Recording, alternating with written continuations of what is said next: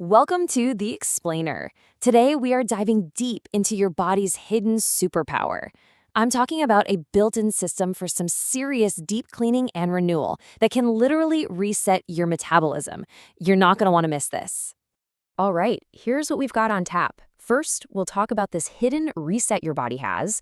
Then we'll meet the cleanup crew, what it's actually called. We'll get into how to activate it, what the timeline looks like, how to reap the rewards safely, and of course, we'll wrap it all up with a final thought. Okay, let's kick things off with Section 1, your body's hidden reset. And really, it all starts with a simple but kind of mind-blowing idea. So, what if your body had its own deep cleaning and repair crew working for you 24/7? No, really, this isn't science fiction. This is a real, fundamental biological process that you can actually learn to switch on. It's like having a natural housekeeping crew always on call, making sure your cells are in tip-top shape. All right, so what is this amazing cleanup crew called? Let's meet it. The word is autophagy.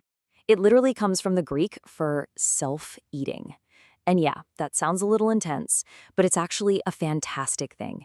It's your body's natural recycling program. Your cells basically go, hey, this part is old and junky, let's break it down and reuse the good bits. It's all about working smarter, not harder. And I love these analogies because they just click. You can think of it as a cellular recycling program. Yeah, or an internal housekeeping service. My favorite might be a cellular garage sale, getting rid of the old junk to make room for the new. Whatever you call it, the end goal is always the same. Clear out the clutter, make way for renewal. Okay, this is where it gets really interesting. How do you actually activate this process?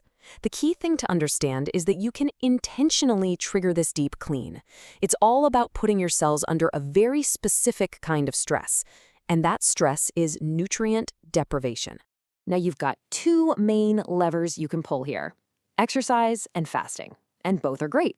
Exercise is fantastic for turning on autophagy, but it's pretty targeted, mostly in the muscles you're actually using.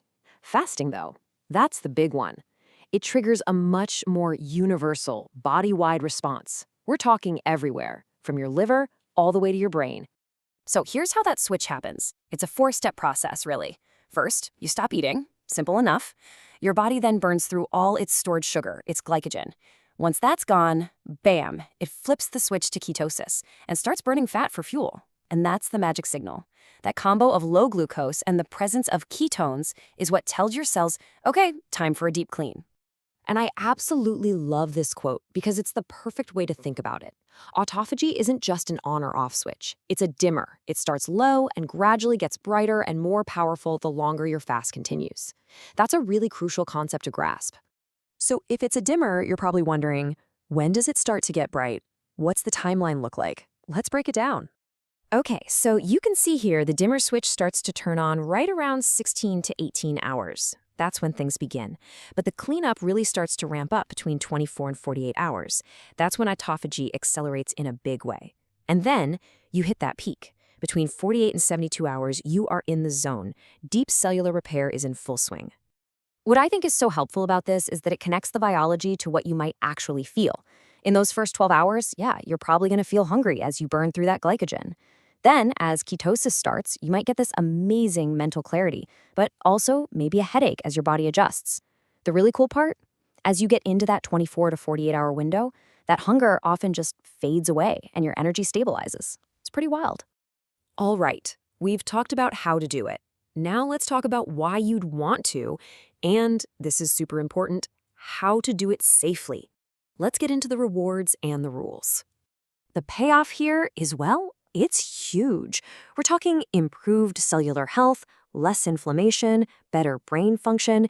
You might even give your immune system a total reboot. Plus, it can lead to better insulin sensitivity and help with healthy weight management. It touches almost every part of your well-being. But, and this is a huge but, I need to be crystal clear. Prolonged fasting is not for everyone. This isn't just some casual wellness trend. It's a significant stress on your body, and for some people, it's just plain dangerous. Seriously, take a look at this list. If you are pregnant or breastfeeding, have a history of eating disorders, are underweight, or have type 1 diabetes, this is not for you. The risks are just too high. And for everyone else, the absolute first step before even thinking about a fast like this is to talk to your doctor. No exceptions.